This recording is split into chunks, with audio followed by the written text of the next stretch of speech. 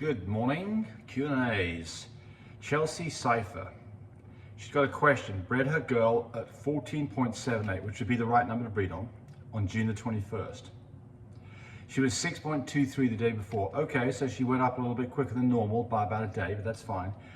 Bred again on the 22nd and 23rd. By the way, that's not what I would do. I'd have bred on the 23rd, not the 22nd. I like to give it a 2-day break for a stud to kind of reconstitute, but that's fine. I'm coming up with 61 days on August the 20th, 63 days from ovulation. So yeah, I mean, you got your numbers about right. So I'm not sure what the question is, but basically you should be taking a temperature and seeing what her behavior is. And if you're not sure, get a progesterone test to make sure the number's less than 3. But I didn't see what the question was there. So there we go. All right. Super Sayu Hope. She's mad, or he's mad, because the vet gave me the runaround of getting my girl's C-section. I lost one puppy because I had to go far out for her. And she was 2 days past the due date. And they saw one puppy had a weaker heart rate. She still didn't do C-section, claiming have no time. Even a town over was disappointed in vet. Hates breeders yet butchers on hurt puppies by not doing their job and still making money. Okay.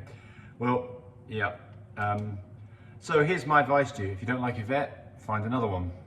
If you can't find another one, get on Facebook in your area or talk to other breeders in your area and see who they like. Get some recommendations and then go visit them and see what their policy is. I mean, you can get a feel for these people, whether they, don't like people who are breeding dogs or they do.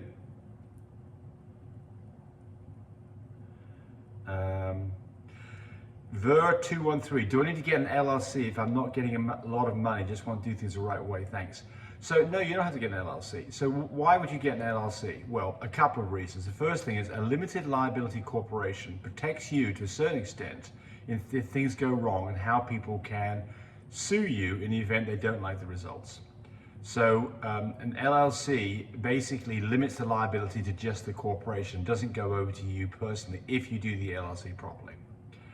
Another reason to have an LLC is because it looks better in the eyes of the tax man because you can differentiate between your personal income and business income. So the tax kind of format of things is clearer and more obvious and maybe avoids you getting an audit. And then if with an LLC, you can absolutely deduct all the things that are relevant to what you're doing business-wise versus if you do a personal business, it's not a business but under your personal name, then the deductions are a little more sketchy in terms of, like for instance, if you've got an office that you're using as a home office, that's something that raises eyebrows. I wouldn't do it personally because I think it's too risky. But I mean, the point here is an LLC makes it more structured. Do you have to do an LLC? Absolutely not. An LLC is for you to make it your life easier and your life less liable. Remember, I'm not a lawyer. Hi James, this is Julio Mejia. Can you describe what a female dog would look like 4 days after TCI? My girl is almost 5 weeks and doesn't have any signs of being pregnant. When should they start sowing? Well, it depends on the number of puppies on board. Got a small dog, may show easier than a big dog in terms of just having 1 or 2 puppies inside. If you've got a single puppy inside, especially on, for instance, a French sheet, you may not even know the dog's pregnant because it may be carrying it far up in its ribs. So what do? 2 things. You can go get a snap test done, or we sell those tests, progesterone tests. You do have to draw blood, and it can be done after about day 30 after AI, and it'll come up with 2 lines if the dog's pregnant. And the other thing is you can have an ultrasound done about the same time. You can have an X-ray done about a week prior to a C-section date, and if you don't know if the dog is pregnant, then I would definitely do that to make sure that you don't miss it or have an unnecessary C-section. But what would you see in signs of a dog that's pregnant? Well, typically a dog that's pregnant might show some morning sickness. A week or 2 after the AI, might see some more sleepiness in the dog, a bit more loviness in the dog. And then a really good sign on a first-time mum is that her nipples that are very small and flat to her chest get to be noticeably bigger. And that's a good sign that hopefully you've got puppies on board. What is the genetic makeup of a red fawn? This is from Lance Croninger. Well, I'll tell you the makeup of a fawn. A fawn dog is a dog that is AYAY and doesn't carry brindle. That would be a fawn dog. If it's little b, or little d, or little c, or little co, then it would be a chocolate fawn or a blue fawn or a new shade fawn. But basically a fawn by itself would be a non-blue, non-chocolate, non-cream dog that is AYAY and doesn't have brindle. Now the redness of it, that's a whole different thing, and that is, there's not a genetic test for the redness part that I'm aware of, but that, you know, if you've got two parents who are red fawns, likely you'll produce red fawns. Jeff Morgan, have you ever heard of Bull Z's Angels prenatal vitamins? Nope, sorry, don't know that product. Ah, somebody said, I thought you were Sylvester Stallone. Sylvester Stallone will be way pissed off if he sees this video, so stop that, please. I'm fat, not well, because Sylvester Stallone is old and getting a little bit fatter, but he looks pretty good. So I take the compliment nicely, thank you. Sarah Ann, is a dog that is little b automatically an Isabella? No. A dog that is little b is a testable chocolate dog.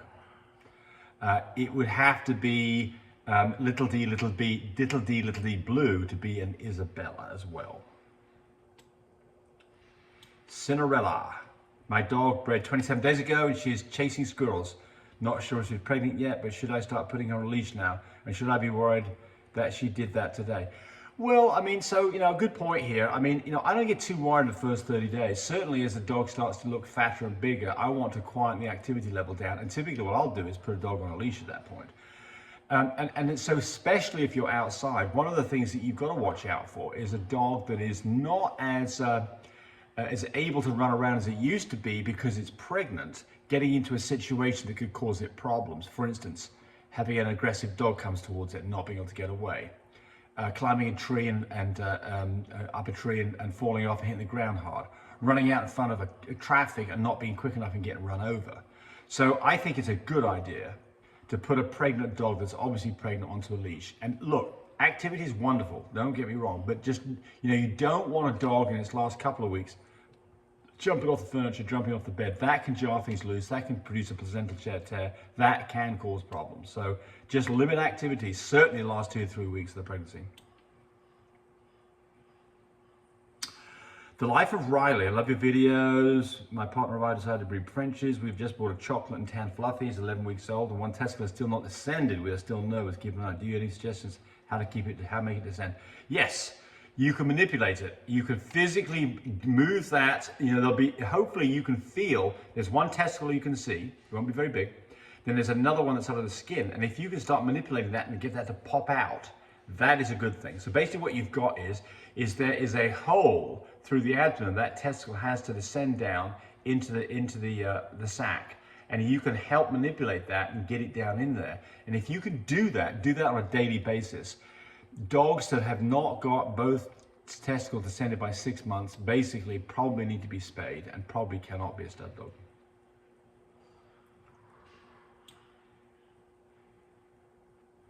Ravi Saran, James, I have a puppy, which in my view is a lilac, but his eye glow is blue, his nose, lips and paws are purple. Please tell me if this is possible. Well, I mean, so it depends on the age of the puppy. Typically red eye glow doesn't show up very well until they're 4 or 5 weeks old to even start seeing it. And then maybe, you know, 3 or 4 months before you can really see it very, very well. He didn't say how old the puppy is. But any puppy that I have ever seen that is really a chocolate dog of some form, whether it's a little b, or little c, or little co, by the time it's 3 or 4 months old, has a noticeable red eye glow, and by the time it's 6 months to 9 months, it is a demonic eye glow in a dark room. So I suspect your dog, unfortunately, is not lilac, but again, you haven't said the age. Love your channel. This is Jenna Farmer. Does a tan-pointed Piebald Frenchie exist? Absolutely, you bet. Absolutely, you can have a black and tan pied. So remember that pied is completely separate gene to all these other genes. You can have any dog that you can make up, whether it be a merle or a chocolate or a blue and tan or whatever, and make it a pied version of that. So yes, the only one that doesn't show up is the cream dog. The cream dog that's pied probably might show a little bit of variation, but typically won't show up. Someone's talking about Mando, says it's a beautiful study. Yes, and he's fixing to have babies soon too. Very excited to see how that is. Ferdinand Lorasset. I'd like to know what dewormer I can use if in my Frenchie we have 2 girls, 1 boy. So what I give to all of my dogs on a regular basis is Safeguard or fendobendazole. It's a goat wormer. It's fairly inexpensive. You give it a 1 ml per 5 pounds 3 times in a row. You don't give that to dogs that are less than 6 weeks old. And I do give that to pregnant mums a week before and a week after whelp.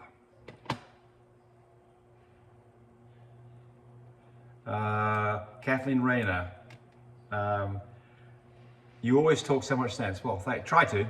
Not always right though, I'll tell you that. So I can get things wrong. If I find things I've got things wrong, I do amend that and change my position. And I'm very open to suggestions, by the way. So like anybody, we can make mistakes. So I like the fact that you think that I'm doing good, and I try to do good, but again, I'm not infallible, that's for sure.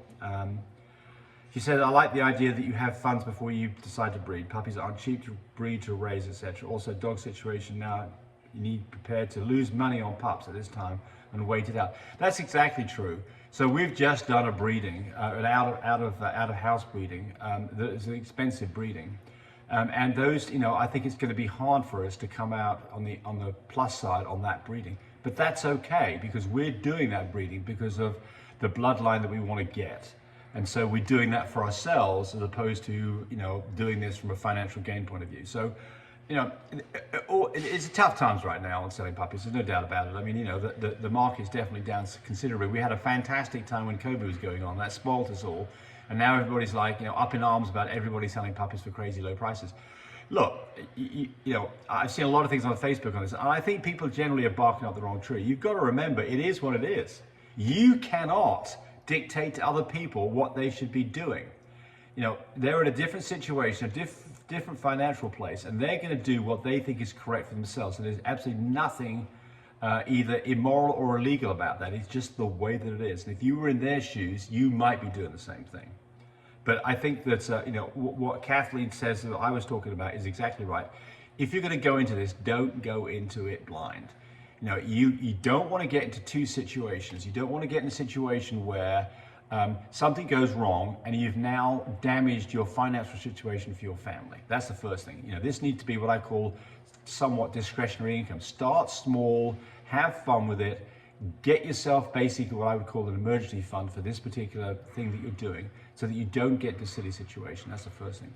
And the second thing is remember that you can get into a situation where you need to have funds to do something for your dog. And if you don't have the money, I got one the other day, for instance, a person who had got mastitis, and they didn't have the funds to go to the vet. They'd already been once to get some antibiotics, and then it erupted. And I sent me a picture. I said, send me a picture. Let's see if you can do anything at home. And it looked awful. I mean, there's no way this is going to be fixed at home. This dog had a huge open wound, and it's obviously going to have to be cleaned out, put under, cleaned out, stitched. And the problem was the price on that was going to be $3,000, and he didn't have the $3,000. That's not a good situation to be in. I'm not admonishing that guy. I'm just saying that was not a good situation to be in. And I would say one other thing about this: if you are in this situation where things are going to cost a lot more than what you have funds for, shop around. You'd be surprised at the difference in prices if you just move 50 or 100 miles away into a rural area where you can get a very competent vet who is charging 1/3 the price of what they might be charging in a big city. For real, I mean this, for real. So that can make a huge difference. And that all depends on how valuable the time is, what you feel about the reputation of that vet is, etc., etc. But I mean, dogs occasionally need to have, immediate treatment, and it can cost money.